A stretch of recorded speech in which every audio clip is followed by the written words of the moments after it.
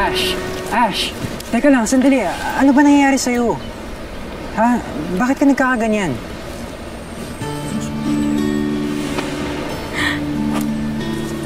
Ano?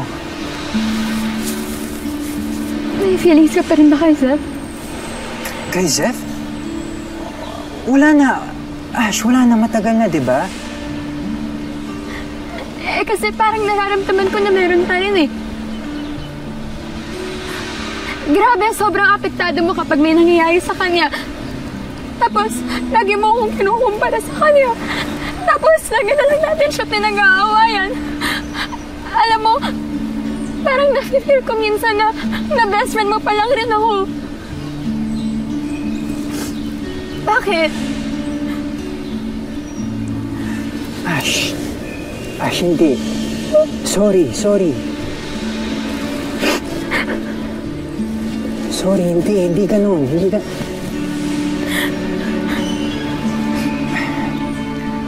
Ashley, sorry kung ganun yung naparamdam ko sa'yo, pero hindi naman ganun yung intention ko eh. Di ba? Di ba noon, sinabi ko naman na sa'yo na malinaw na sa mga mata ko. Ikaw naman talaga yung gusto ko eh. Totoo yun. Ash, totoo yun.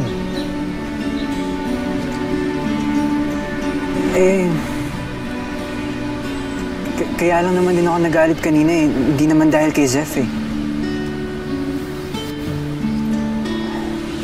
Minsan kasi, na-OP na rin ako kapag magkasama kayo ni... Panyo ko yan eh. Thank you, Tol. Ayoko nga. May sipon na eh. Bryce, I'm sorry. Ano? Laban mo yan. Gusto mo ba? May sipon mo na. Sige. Tanggalin na lang natin siya sa barkada. Sige na nga. Puno. Para Madami-dami pa yan. hindi ka na magsalos. Medyo lumampas nga eh. Halika nga rito.